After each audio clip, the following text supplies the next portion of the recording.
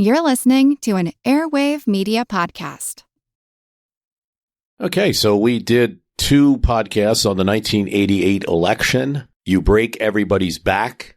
That's from the Lee Atwater quote, "In the end, you break everyone's back." He was referring to the South Carolina primary and the fact that the Bush campaign running against Dole and all the others just saw South Carolina as kind of their insurance policy that would break everybody's back.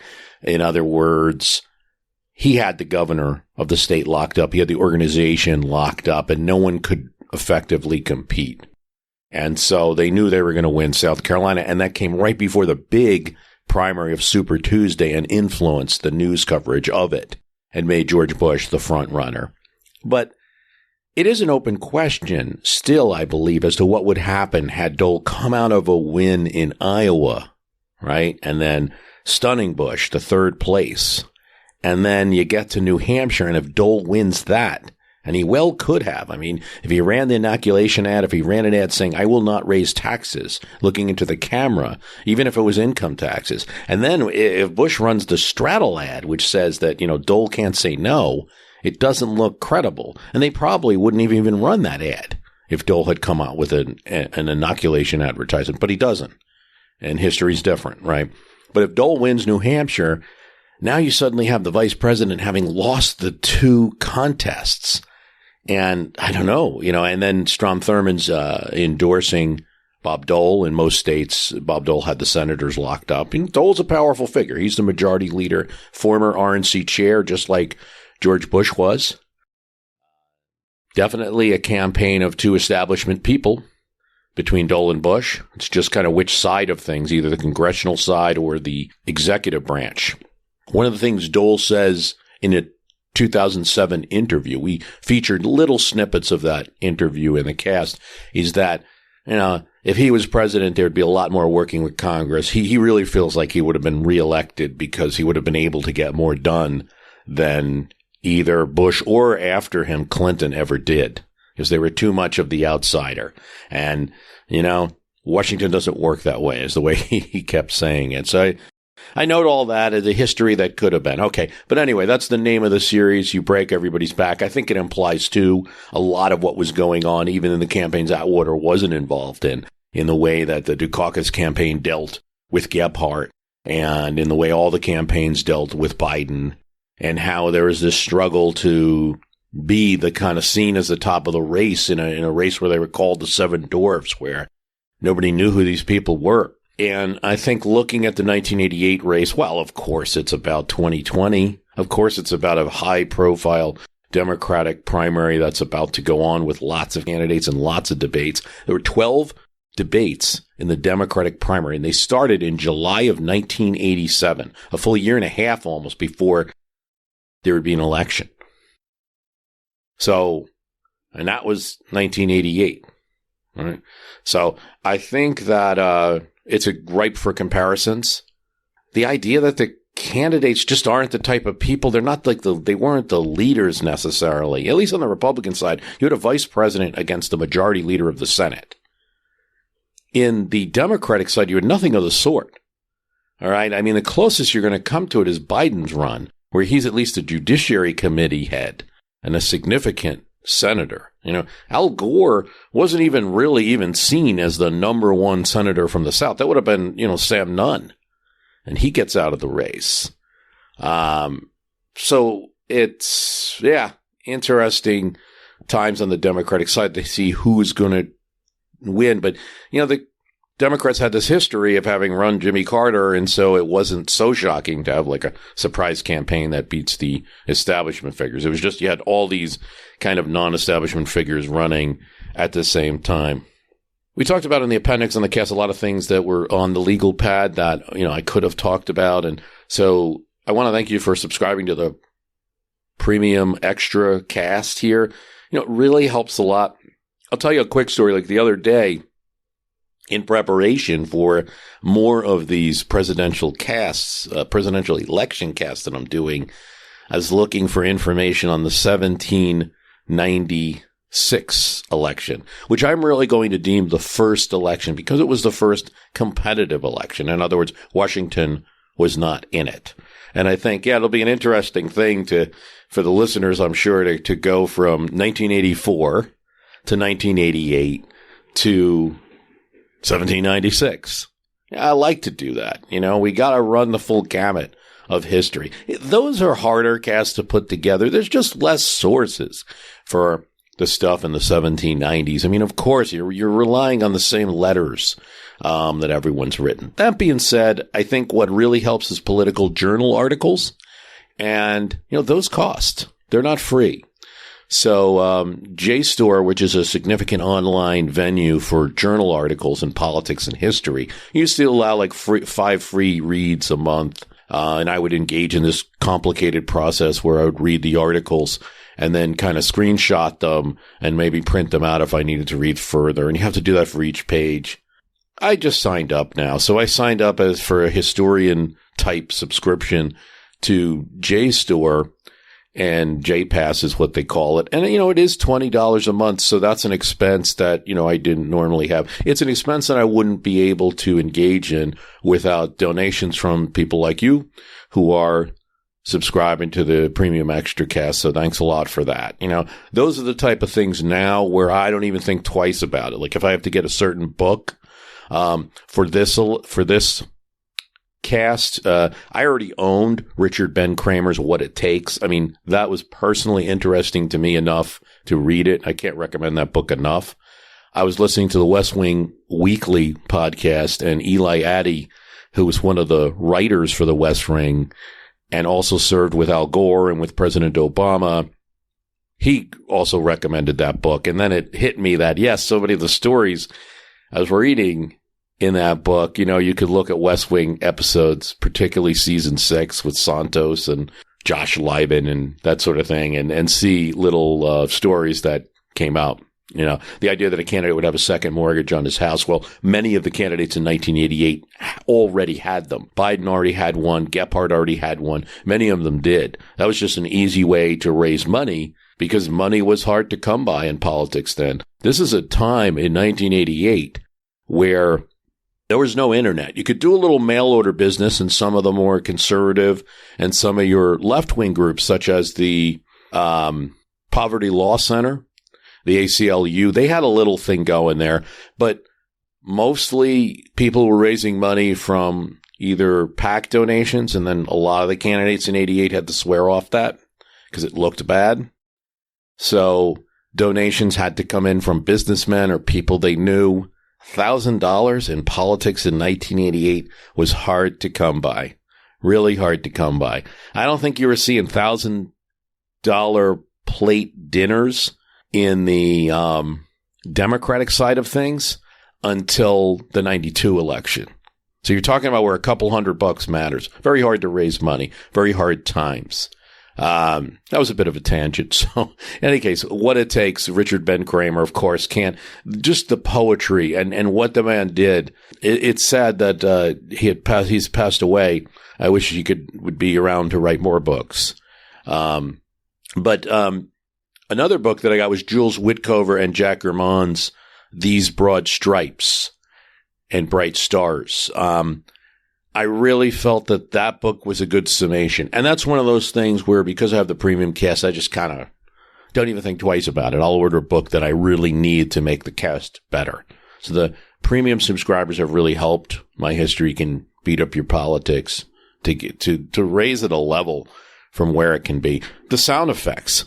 If you're hearing like the bus noise during to make that extra point that Dukakis is going on this grueling Iowa bus trip to basically apologize to the Biden supporters, and having that sound effect of a bus rolling down the road, I think just adds the emotion of it a little bit more. I could have used music, sure, but that helps. I don't think I even got enough into. I read the Ben Kramer quote about the Dukakis bus apology tour. I don't think I got into enough. I mean, there's a lot more. I didn't want to sit and read his book. I didn't want to give you a free audio book. The man deserves his copyright and all that. But there are stories in that tour where individual people who were Biden supporters were coming up and really angry at Dukakis and asking him questions. I mean, it was a really hard tour for him to do, and it wasn't necessarily a natural thing that every candidate would decide to do. Some candidate might skip Iowa and say, well, I got New Hampshire in the bag, so I'll just wait for New Hampshire. And you know, where Biden had built up a lot of support, and particularly he had a campaign area in Council Bluffs, Iowa. Not quite sure the reason for that, but maybe it's some labor support or something that he was always strong with the AFL-CIO. So that was difficult, but it also helped him win at least the presidential nomination. When we talk about Gary Hart and Gary Hart entering and then re-entering the race, I think it's important now to look at the new history that might be available. It's difficult to know all the facts, but it's becoming clear that the Gary Hart scandal was not just a simple scandal of, you know, the Miami Herald looking into something. I mean, that's ultimately what happened. But that the Donna Rice and the monkey business boat, and Gary Hart being on that boat, was the result of a lobbyist who had mixed connections between Democrats and Republicans. And it's all possibly one of the Atwater tricks. There is a person who was friends with Atwater or knew him enough, I guess, to get an admission from him when Atwater was sick and was giving kind of deathbed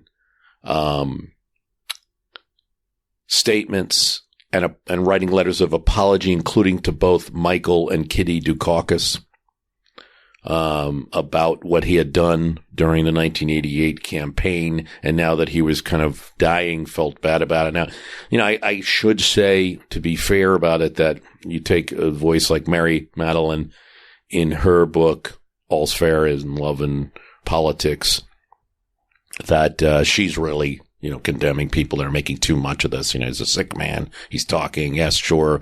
You know, how would we all feel when we're at the death's door there? Does it mean that, like, no one should engage in politics? And she feels like that the legacy of Atwater was more of a how to run strong campaigns and a continued spearhead focus on the message, you know. And if you look at 92, the Democrats did a better job of that than Bush, and they won. Okay, but in any case, it's possible that the whole Hart thing was an Atwater setup. You know, Gary Hart's been given that evidence. The person that Atwater told had decided not to reveal it. I'm not entirely sure why, but it came out many years later. Hart's aware of it now. You know, from Hart's point of view, he's like, I should have just taken a helicopter and got out of there. You know, because he has indicated that he remembers there being an unusual amount of activity on shore. You know, like they were partying on the ship, and then there was this unusual amount of people coming up and perhaps taking pictures and things from the shore that normally would be present with a party boat. You can always make the case, though, that Gary Hart, you know, some of it is that he was set up, and some of it is that, well, why did he allow himself to be there? And that question will just continue. For his part, he says the pain of it always haunts him. You know, he's in his 80s now. And all that. It's painful while it's unfolding, too. And that's what Hart talks about in recent interviews. Two campaign press staff are stuck in New Hampshire while he's in Colorado trying to answer questions. The front-running campaign in 1987, in a week's time, is over. I don't know if I conveyed that well enough, even in the cast, but that's what you have to think about. You know, Hart kind of very interesting person in a lot of ways. He had this kind of Kennedy image. He was a telegenic guy who seemed to hate his own, that's it, telegenicity. He didn't want to be charming. He told a reporter that. It was just that kind of, and especially with the Kennedy image formed in so many voters' minds. But that wasn't who he was. He wasn't there's a famous story about, well, it's not that famous. There's a story I read in Richard Reeves' book, President Kennedy, about how on the campaign, Kennedy's making this speech about farmers and agriculture and blah, blah, blah, and farm prices, and then tells one of his aides, like, I don't know even what I said. That wasn't Gary Hart. He would know every sentence of that policy. He would have thick books. He would read them. He wanted to become president in order to develop very detailed and structured policies. And that contrast between how he looked and who he really was is something very interesting. Given that, though, he was a little more reserved, and he didn't like the press. I mean, even before all that Donna Rice stuff. And how would that have been? That's something to consider. We have a president now who enjoys kind of relishing and attacking press. Hart did too. I mean, some of the attacks on press came after, but he had a standoffish policy about the press. How would that have been as president? Something to think about. Is calling a story, even as a 80-year-old, he mostly writes off the story as sensationalism. Does using the term fake news or using the term sensationalism, is it that much different? It's still a kind of like push off of media investigation. And I wonder how that presidency would have been. Because the reason I bring it up at all is because it's tempting to say that, Hart might have made a good president. You hear in that quote Atwater saying that he was almost near the presidential circle. I don't think Atwater agreed with his politics one bit, but, he was a viable candidate, no doubt.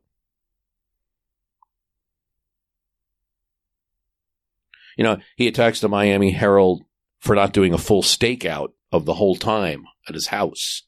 And he goes over and argues with the reporters and attacks them on small details, but, those details and the time of their stakeout doesn't seem relevant because they seem to hit gold, if you will, in terms of they hit what was going on. So arguing about the stakeout just seems like, we would have had this press relations that were, I doubt he ever calls the press the enemy, but he's an endlessly perplexing guy. Let's just put it that way.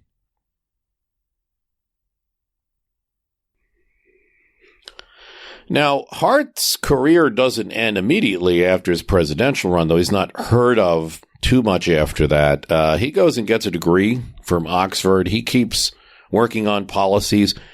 Hart's involved in a board looking at terror in the Middle East prior to 9/11, along with Warren Rudman, who's a Republican. And in January 2001, this is January 2001, months before 9/11, this is what they write. Americans will likely die on American soil, possibly in large numbers. They recommend a Homeland Security agency years before it happens. And because the initial reports of this committee happened before 2001.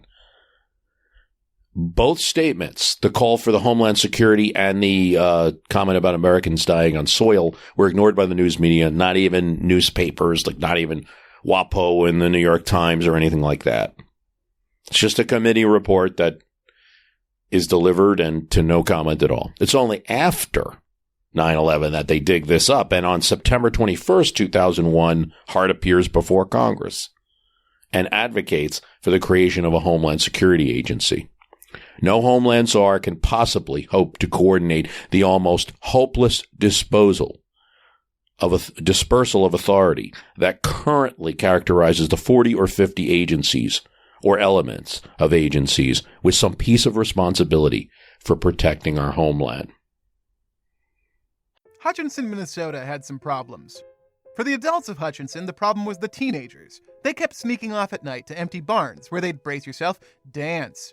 Who knew what sort of sin and heavy petting and French literature these barn dances might lead to? No, the adults of Hutchinson, Minnesota did not approve. And neither, it seemed, did the devil. One summer night, Satan himself suddenly appeared in the middle of the dance floor, and the debauched teens ran in fear.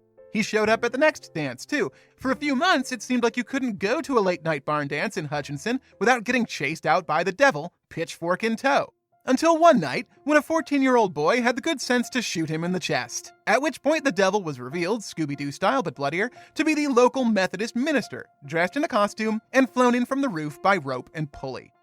This is The Constant, a history of getting things wrong. I'm Mark Chrysler. Every episode, we look at the accidents, mistakes, and bad ideas that helped misshape our world.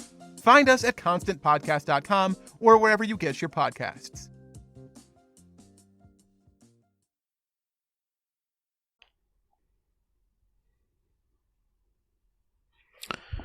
So that's Gary Hart. We discussed Biden's family tragedy in the part one.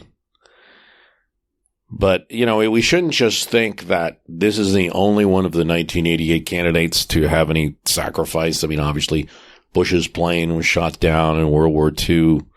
Gephardt's son and his cancer, and he has a pediatric cancer that, initially in a local hospital in Missouri, they write him off. So they go flying to hospitals to find a treatment. The treatment is grueling, extensive. It's painful for his son, but his son does make it through. And all of this while Gephardt serving as a congressman and kind of rising as a force in Democratic politics. Of course, Bob Dole sacrificed his use of his arm in World War II, and Dukakis and Kitty Dukakis, her revelations came out about her alcoholism and depression after Michael Dukakis' defeat. In fact, a year, the anniversary of that defeat, she has an incident where she's hospitalized drinking a bottle of rubbing alcohol. So it's not something that ends after the event. Maybe is even added to the stress of the presidential campaign and that emotional effect of losing these elections. Something that I think Ben Kramer's book helps with understanding. These are people running. Political events take a toll. Kitty Dukakis later becomes an advocate of ECT therapy. This is a advanced, you might say electroshock, but these days there's a low voltage way of doing it. They're even working on magnets, and there's a CBS crew films her getting this therapy in 2007. So she's continued to advocate for issues. But you see the personality behind politics is not just Biden, and it's not just Hart. A little more on Biden. We kind of glossed over just because I didn't want to just make it all about Biden. Initially, when I had written the sketch for You Break Everybody's Back, we didn't even have anything about Atwater or anything about Bush and Dole. It was initially going to be a podcast about Biden. And then, some thought in my mind that Biden's a 2020 candidate. Maybe I shouldn't just do a podcast about his history. Might seem like advocacy, or conversely, might seem like tearing the guy down, or, rehashing the plagiarism stuff. So I want to do the full scope of the 88 election. We had just done 84, so it seemed to work because it fits nicely. I mean, you obviously have Gary Hart and Jesse Jackson running from 84 going into 88. What I didn't talk about enough is that Biden has a tough decision on whether to withdraw or not. And I think a lot of it has to do, if you look at both the staff accounts and his own memoir, a lot of it has to do with the fact that the Bork hearings were going on, and that he felt that the plagiarism allegations and everything else coming up, and reporters finding like a different thing every week that he had to either verify or just couldn't verify some statement, to a level of a standard that other candidates were not being held to, that he was feeling like it might hurt the Bork hearings. And so the first thing he actually does is go to the Judiciary Committee and offer to the Democrats on the Judiciary Committee that he could step down as chair and, recuse himself during the Bork hearings because he was a presidential candidate. They do not want that. They do not want that to a person. So, okay, I think then the next thing he's looking at is this is going to start to hurt. If I keep running for president, it's going to start to hurt the chances on Bork. And so he makes that call. I also feel that the family, his sister, his brother, very strong in that decision. They wanted the campaign. They just didn't feel the campaign could continue. It's the Syracuse law stuff, I think, was one of the straw that broke the camel's back there.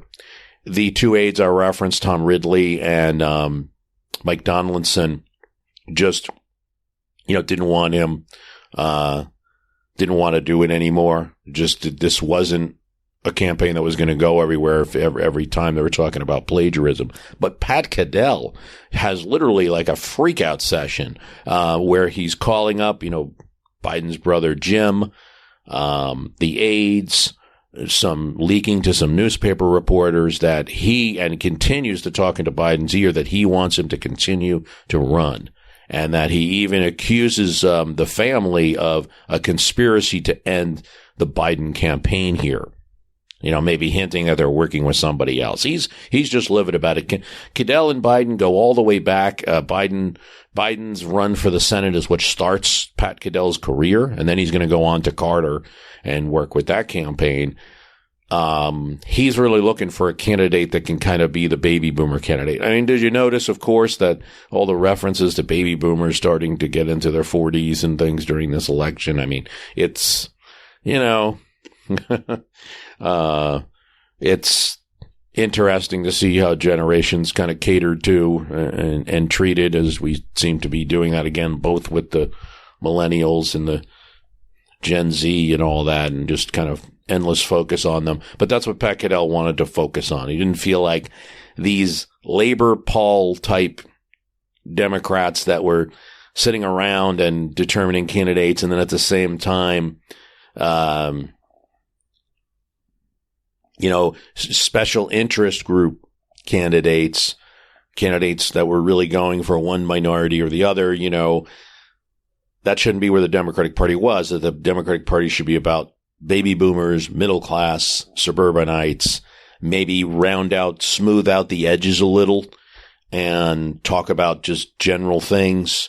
And you see this debate still playing out endlessly in the Democratic Party, like whether they should be advocating hardcore issues or whether they should just talk in general terms and try to be cool about it. So it's, that's a little bit about Biden there. I think that it was more of a struggle for him to withdraw, and then he's not going to be able to, he's not talked about again until you get to the 2008. And he runs and then is selected for vice president.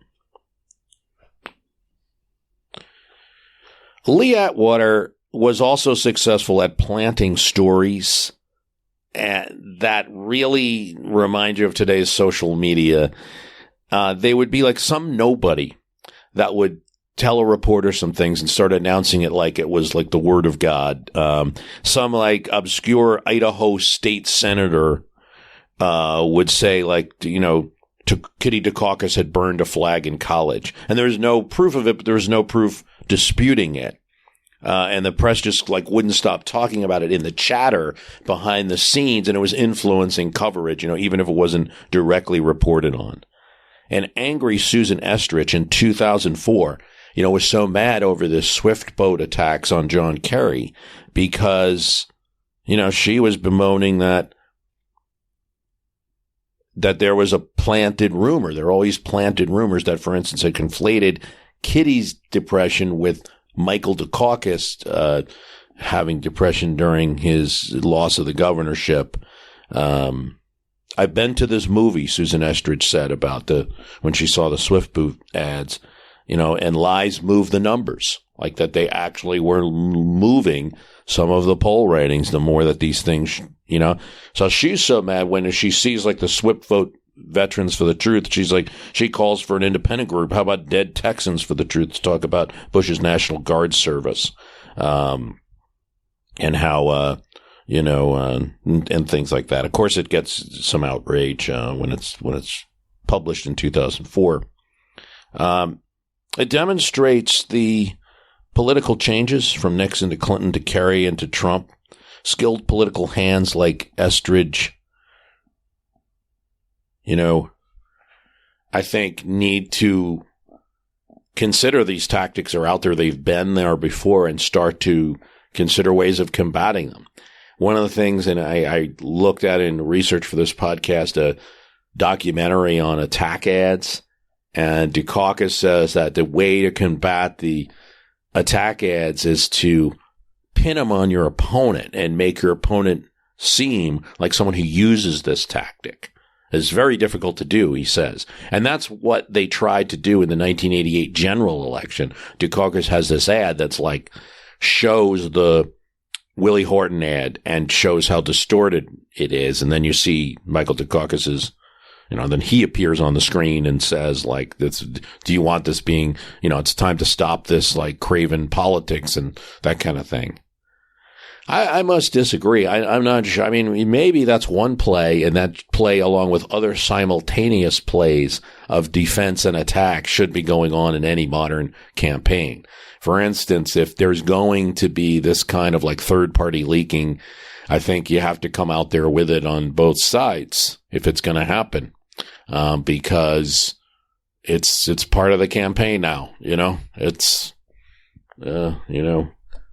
It's in the, what's the deli I used to work, the old owner would say when we got a Canadian coin in the cash register, it's in the economy now. Just put it in. Give it to somebody else, that kind of thing. I mean, it is what it is. So I think campaigns just acting surprised that this is starting to happen, that there's kind of like below level rumors. They need to think about Susan Estridge in 2004 and in 1988 and say, the dirty tricks of 1972 and the Watergate era. And yeah, we've seen this movie before. Don't be a campaign manager and not have this as part of your strategy.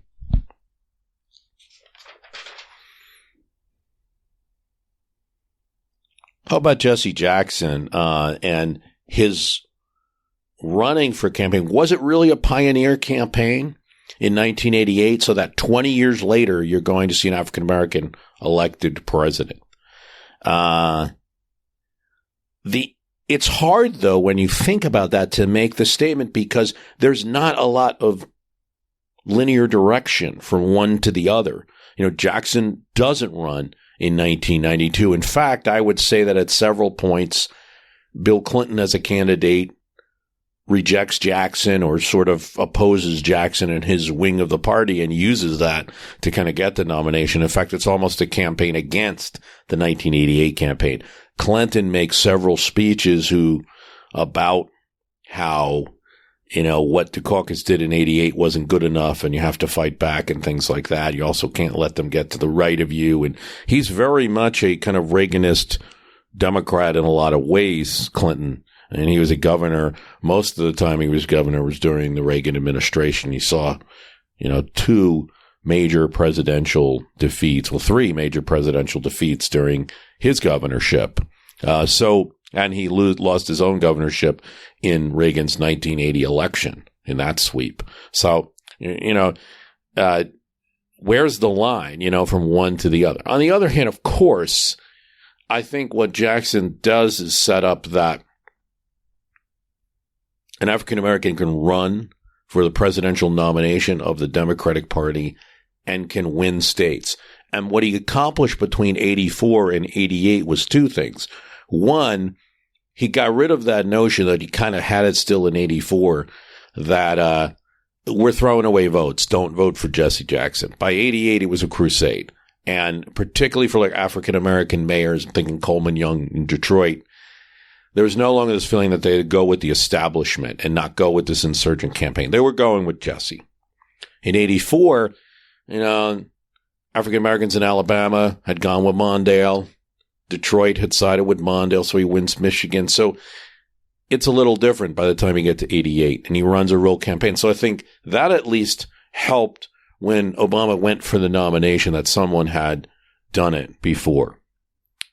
Jackson, for his own part, says that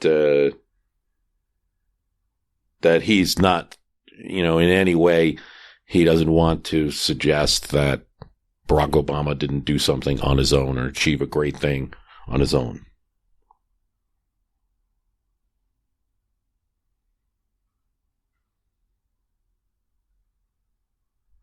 In 2017, a small park was dedicated to Mike and Kitty Dukakis.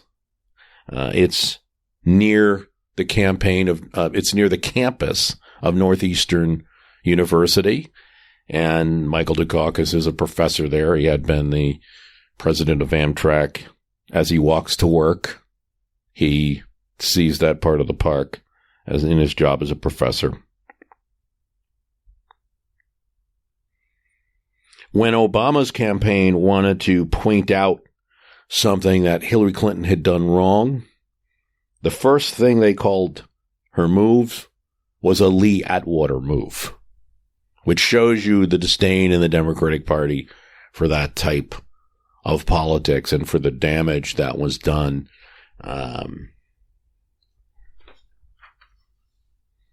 I think, as I referenced earlier, Democrats in 1992 had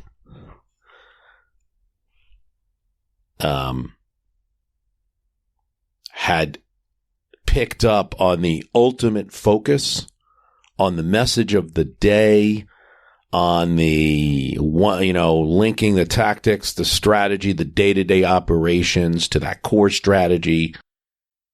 If not all of the, more dirty, say, campaign tactics of Lee Atwater, the strategic concepts they picked up on completely. That campaign in 1992 was going to be very different from Dukakis. They weren't going to get tripped up in what their opponent's message was and just responding to it. It was going to be about Bush and the economy every single day. And that's hence the writing on the blackboard in Little Rock, it's the economy, stupid. So 88 set up 92. There's no doubt. Is it true that, you have to be careful of how you win an election because you might lose the next one because you've angered the partisans so much? I don't know. It's a worthwhile question, though. There are a number of people, historians, people in the Democratic campaigns in the 1930s, who felt that 1932 was set up, particularly thinking about Jacob Raskin and the New York Democratic Party, that were so upset with how Hoover had beaten Al Smith, that when Smith was attacked by Klansmen in Arkansas and Oklahoma and places like this, when he was, when bigots had attacked him, that Hoover's responses were so, just lame and almost non-existent, that to win a presidency that way excused them when they began what really was a media campaign, a PR campaign based out of New York to discredit Hoover and, bring a boost to New York's governor, Franklin Roosevelt. First trying with Al Smith, but seeing that he wasn't going to win, helping out Franklin Roosevelt. And, you see maybe the same thing between 88 and 92, maybe not. Maybe it's like elections are going to be elections, but the way that Dukakis was defeated, it kind of gave a lot of instructions to the Clinton 92 campaign, and also allowed someone like Clinton to win, because you just lost 3 elections in a row. It's time to run a Southerner. And it's time to run somebody with my approach, both my laser-focused campaign and also running a little bit right in the Democratic Party to get suburban voters. So, that's an open question. I'd just like to finally reiterate the point made by the journal article that I referenced in episode 1, which talked about what happens in multi-candidate races, and that, a lot of people go in there thinking it's going to be the quick way is if there's A, B, and C running, and if A and B attack each other, C is going to rise. And that happens. But, with a lot of people like Jesse Jackson on the Democratic side, with Pat Robertson on the Republican side, both people who, while there are questions of whether they could win the nomination and or the election, they had the rabid fans within the party, and those fans wouldn't easily give up on their candidate. And so one of the observations he made, and this is the article right after the election, is that, right after the 88 election, is that, in a race with A, B, and C, where somebody really likes A, but they think they don't have a chance, they kind of like B, and they don't like C at all. They don't necessarily switch their support from A to B unless B can prove that they have a very good chance of winning. And that margin of how much they can prove How much better electability they have is very important. So I think it's a three-dimensional way of looking at electability that's very interesting, and it's going to be something important as we have a race coming up. And then just the gaming of the states. I talked a bit about it in the appendix, but I'll just a little bit more. Is Iowa going to mean anything at all? As I'm recording this, Buttigieg is just, risen up in the Iowa polls. I had sort of predicted something like this in my conversation with Chris Novembrino, that maybe this would happen because, Iowa rewards the Midwesterners from Indiana. That helps. It also rewards very active groups. These are caucuses. You have to get activists to these high schools to vote, Is it going to matter who wins Iowa? Is it going to get disregarded? It totally can at this point. That was true in 88 when Gephardt won. They're like, who is this guy? He would have had to win New Hampshire for it to mean anything. And I think that's true today, too. The surprise of Iowa and New Hampshire has always been no surprise. And comebacks are possible from figures that you don't expect. And don't be surprised if people like Biden and Sanders, who are known names, stay in there and are more competitive than people think. They're not getting flashy social media attention and news media attention because they're just the expected candidates. But I think this particularly of Sanders. We already know Biden is in this race. Sanders may do better than people think because name recognition. Anyway, thanks for listening and thanks for supporting the premium podcast of My History Can Beat Up Your Politics. More to come.